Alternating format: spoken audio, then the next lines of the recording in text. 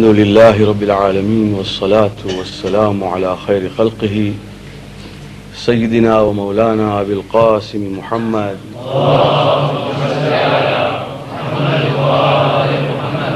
وعلى أهل بيته الطيبين الطاهرين المعصومين. أما بعد، السلام عليكم ورحمة الله وبركاته.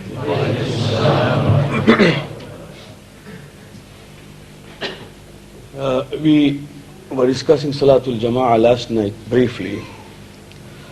It seems that we have to remind every time that we are not supposed to join Jama'ah after Ruku. That as long as Imam is in Ruku, you may join, but after that we are not supposed to join. And it seems that it has still not sunk into the minds of many that they come and join while Imam is just lifting his head from Ruku. Or they think they would rather like or believe that they have joined while Imam is in Ruku, although it is not so. So one has got to be careful in namaz that when you join, either Imam is standing or he is still in Ruku, and while you will join, and you will also at least join him in Ruku, then and then only your Salat will be valid, otherwise it will not be valid. I repeat this only because I don't see what is happening behind if I am leading. But the reports still come in that people are still not yet very clear about it. So please, the most important aspect in religion is Amr bil Ma'ruf and Nahy anil Munkar. That it is not for me or for anyone who sits on mimbar alone to say this, but for those who see, to tell their friends when they make a mistake, to draw their attention. Because if we don't do this, we are failing in our duty. It is wajib, it is fard, it is obligatory upon all of us to guide the others. And those who are guided may not feel insulted or offended, because this is the matter of Sharia and one should accept it gracefully, and I hope it will be done. Today I wanted to discuss something which is very common with us, and that is Adhan and Iqamah. But I will only touch with Adhan. Adhan is mustahab, it's not wajib, before every salat. And it is a very honorable position. We normally believe that it is for children to give adhan, but it is not so. It's a very honorable thing if we are told to give adhan and we stand up and give adhan.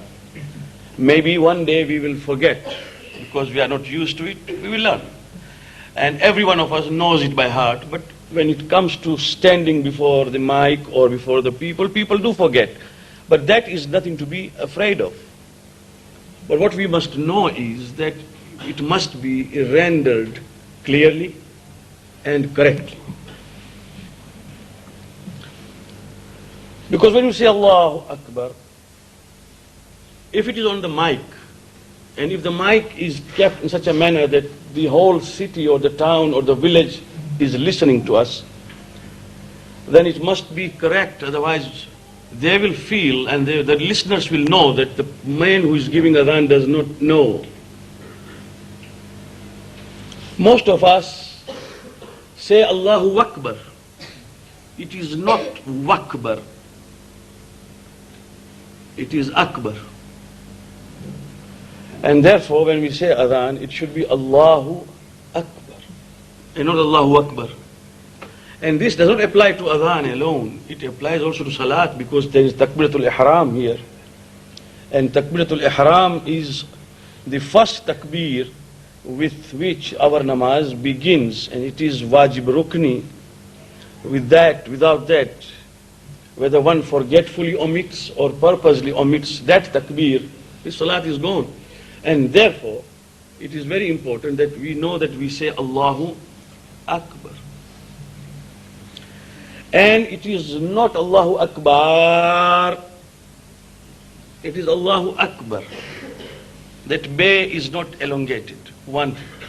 Second thing is this, that while giving azan, although the Prophet sallallahu alaihi wasallam very much encouraged that the voice should be as loud as possible, that the voice be good in a sense that people are attracted, because this is a call to the prayers. But it must not be musical. Because when we start with Allahu Akbar and that Allah does not end, Allah, it goes on. And even in the rendering which has been permitted by the ulama of tajweed, any alif, when elongated by madda, cannot go more than 4 stages. That means equal to 4 alif, not more than 4. So if at all it has got a madda on it, which Allahu Akbar does not have, then it will be Allah, that's all. But it can't go on till listeners feel that they can't breathe. You see, it has got no meaning whatsoever. And therefore, the voice can be melodious, but it doesn't have to be musical. And if it is loud, so much the better. And it is alif, Allahu Akbar. And I sometimes am surprised to listen to Allahu Akbar. It is not ayn, it is alif, Allahu Akbar. Ashhadu an la ilaha illallah is he from here, ashhadu. And it is not ha, which is ashhadu. The meaning changes. It is ashhadu, the big he. Common he, let us say the common H which we use in English. Ashhadu an la ilaha. And when we come to ashhadu anna Muhammadan Rasulullah sallallahu alayhi wa sallam, the name of the Prophet has got hay, and therefore it is Muhammad and not Muhammad. I mean, in our language we can say Muhammad, Mamdu, or whatever we want to say, Muhammad. But actually when it is in our language, it is something else, because we write also, there is no hay in Gujarati or in English or whatever. But in Arabic there is a hay, and therefore it is ashhadu anna Muhammadan Rasul. See, when we try to be we try to be more Arabs than the Arabs themselves, then this is the problem. It has got to be Muhammad. And I hope that someday we will write somewhere that people may be able to recognize alif from ayn and hay from hay, so that they read exactly as they recite exactly as they read. Now, this is just to say a few. There are other fasls also in Adhan which we will tackle next when we meet again, inshallah ta'ala. But it is important that alif is placed in alif and hay is placed in hay. And if it is not done properly, the meanings change, and it is very simple, it's not difficult to learn. Allah inshallah will guide us, and we will be able to render Adhan correctly. The Masa'el of Adhan are still there, which we will tackle day after tomorrow, inshallah ta'ala. Because tomorrow is the night of Wafat and Laylatul Darba, and we will be discussing other things.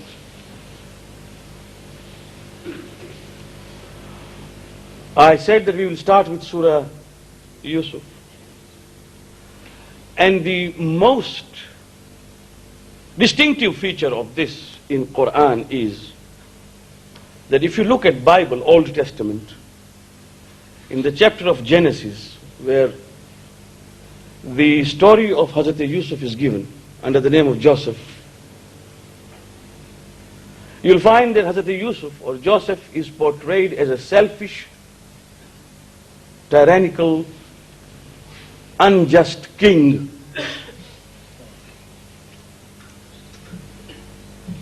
who amassed wealth for his own self and did not care for others.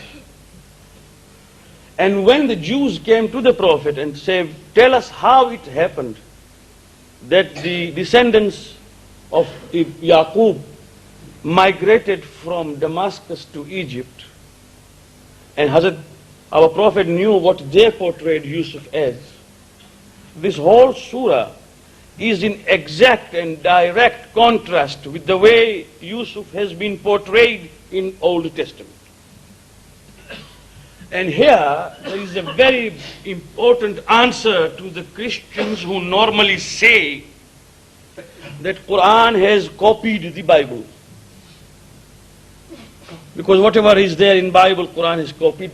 The copy means you copy word for word, or at least idea for idea. But when the same subject is tackled diametrically opposed to what they have said and what they believe, then we have to consider that there is some originality in Qur'an, where Allah in His mercy has tried to correct the mistakes which people have brought into Bible by interpolations, by introducing things which Allah did not say. So Allah begins this way: إِذْ قَالَ يُوسُفُ لِأَبِيهِ يَا أَبَتِ إِنِّي رَأَيْتُ أَحَدَ عَشَرَ كَوْكَبًا وَالشَّمْسَ وَالْقَمَرَ رَأَيْتُهُمْ لِي سَاجِدِينَ. This is how the whole story begins. And recall when Yusuf told his father, "O father, I have dreamt that 11 stars, together with the sun and the moon, bow down before me in humility." This is the dream which Hazrat Yusuf alayhi salam related to his father. Remember that we acknowledge dream, and dreams are of two types. Dreams which are called malakuti, that means dreams which are rahmani, dreams which have a message, dreams of premonition, dreams of warning, dreams of presaging, that means telling you what will happen next. If you all remember, Simon Freud has written the whole book on dreams.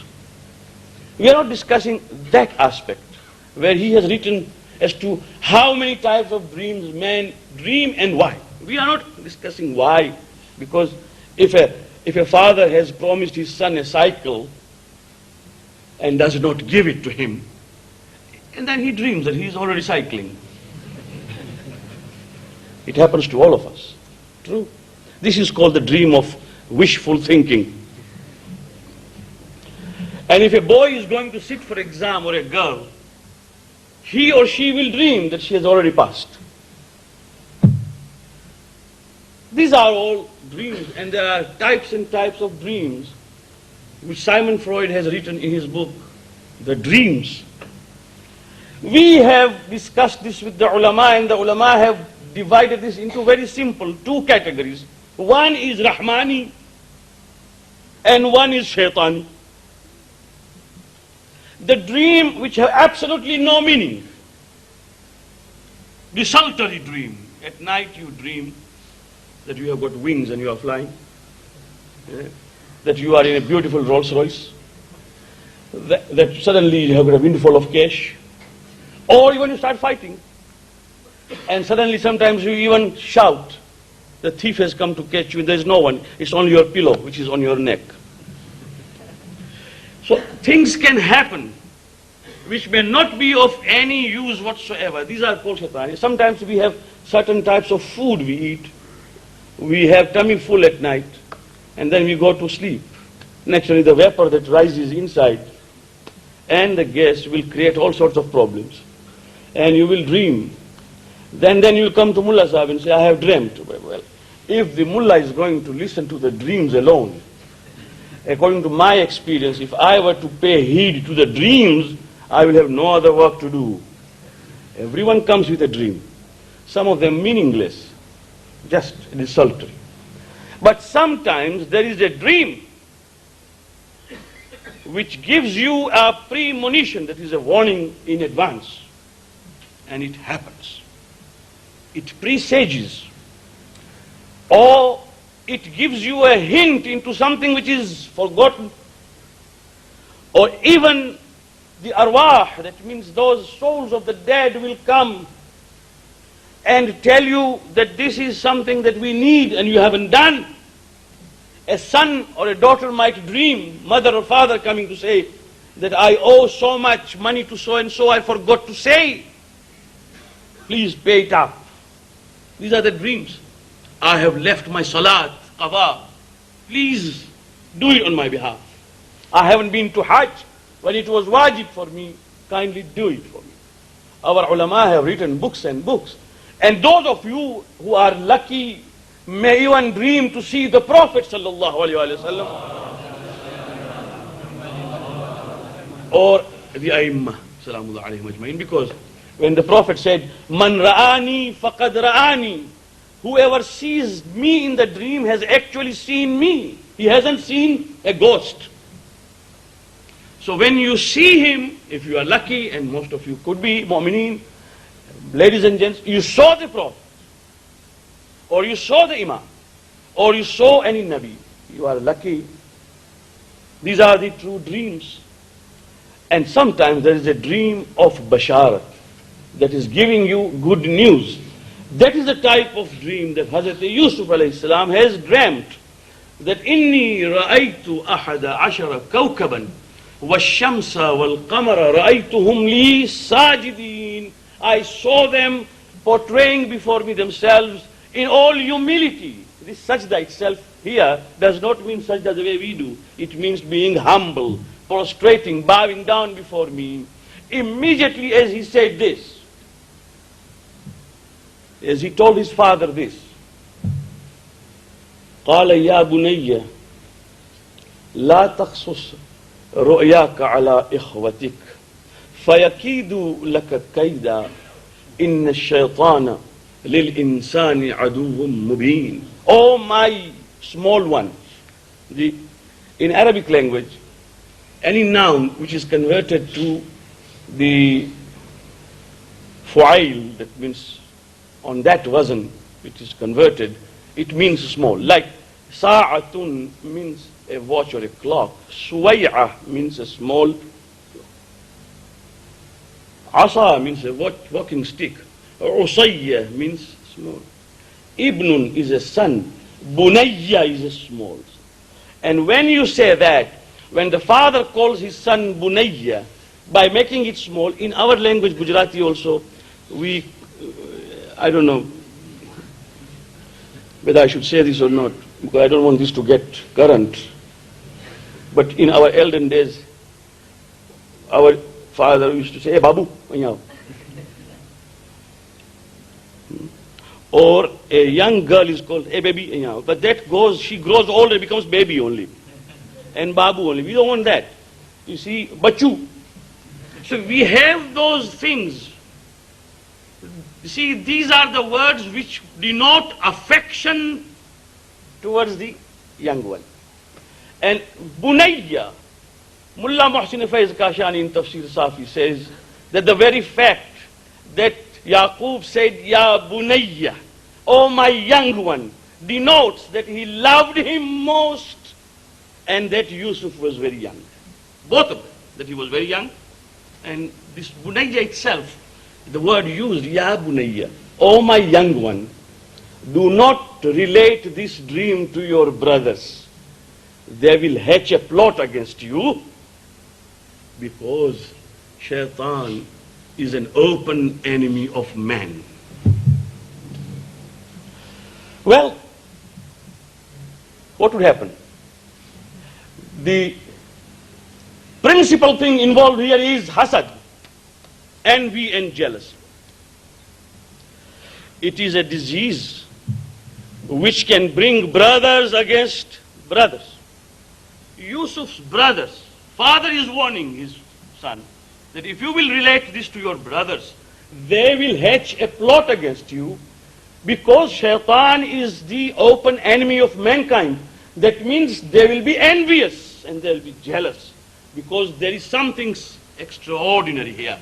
What was it? Yusuf alayhi salam was extraordinarily handsome. There was a physical beauty His features were excellent, good. Of all the children Yaqub had, his mother was also different. His mother was different. The mother of other brothers was a different lady. The name given of Yusuf's mother is Rahil. That was the name. Now, he was born of a different mother, that is one thing. Second thing, that he was extraordinarily beautiful and handsome too. Third thing, he was the father's favorite child. And the envious brothers could not tolerate this. Now, if he said that I have dreamt that the 11 stars and even the sun and the moon prostrate before me, this would add fuel to the fire. Because they will now start talking among themselves, okay, this young man who has already won the favor of our child is now trying to impress our father that he is extraordinary, that he has dreamt to dream that sun and moons prostrate before you. So there will be a problem. Qur'an is teaching us here, and this is a story which has got a moral in this. This is the lesson in it, that when people start being jealous of each other and envious for the ni'mat that you have, I try to burn myself. Why should you have that? Then remember that it can start a new discord, it can start factions, it can start unnecessary quarrels, it can start anything, even in the family, even among the brothers. Mawla Ali alayhi salam says,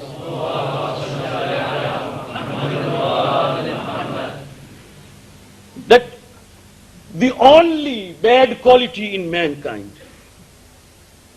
where a person who does it or practices it himself is affected worst, is hasad. You find him getting thinner and thinner, doesn't eat, does not see any happiness anywhere. Ask him what is happening. Uske paas bahut ho gaya.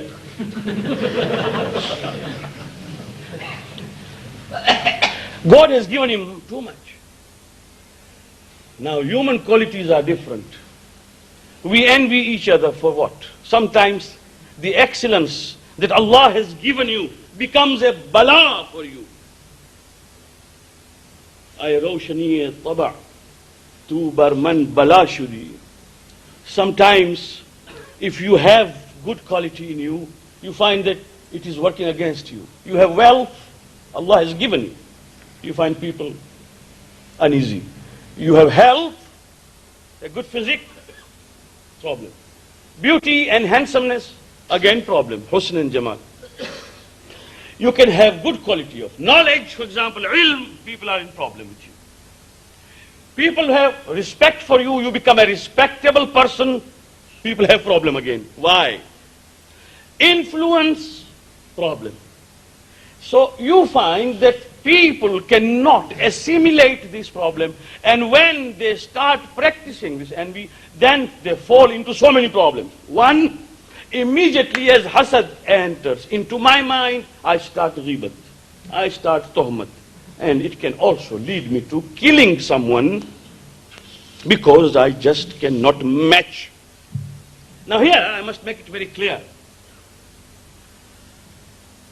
that if my son came to me and said that Mr. Kanji's son or Manik's son in my school has passed in first division and I should like to pass in first division also, that is not hasad.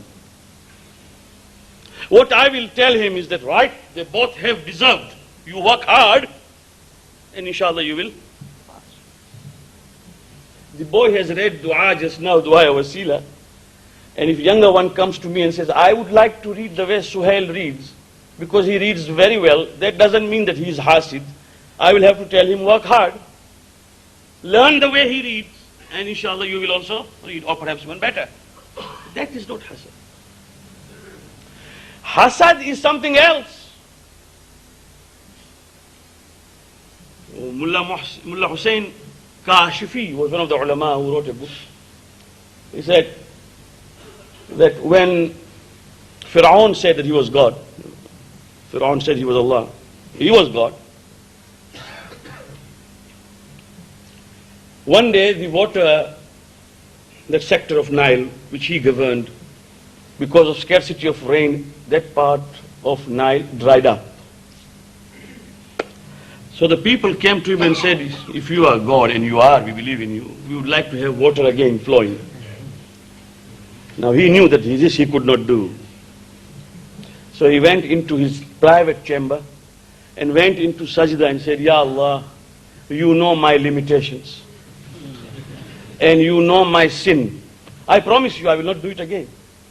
But at the moment, for the sake of my integrity, allow the water to flow. Save my face.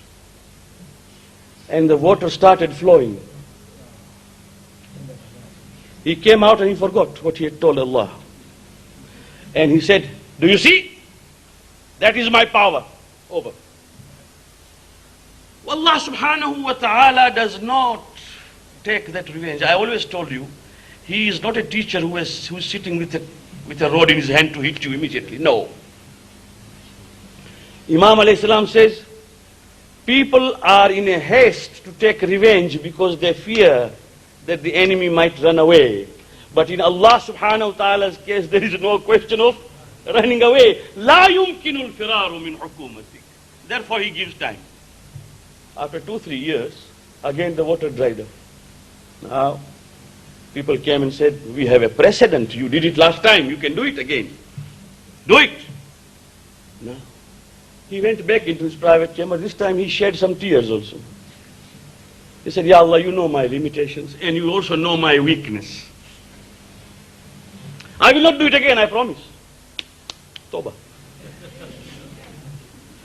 I promise I will not do it again. And the water started flowing again. Again he came out and he forgot. It is typical of my life as I see it myself. I don't know about you. How many times I have said, Ya Allah, I will not do it. And then he forgives me. And he releases me of this problem. I come out and I forget. And I do it the same thing. When it happened for the third time, as he was in his private chamber supplicating and praying, somebody knocked the door. So he was disturbed. And he said, who is at the door? And the fellow said, may Allah curse him who believes that he is a God, does not know who is at the door. Open up, I am your guru. Shaitan himself entered. He said, who are you? He said, I am responsible for everything. You sit down. Who told you to say that you are Allah? Do you know what Allah or Godhead means? Huh? I did not do sajda to Adam, but I saw Adam being created before my eyes and I have never claimed to be God. And you, who cannot do anything, you are claiming that you are God. Don't you feel ashamed? How often will you say this to Allah, that forgive me?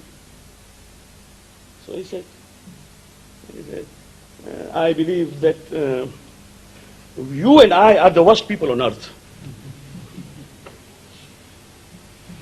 So Shaitan said, no.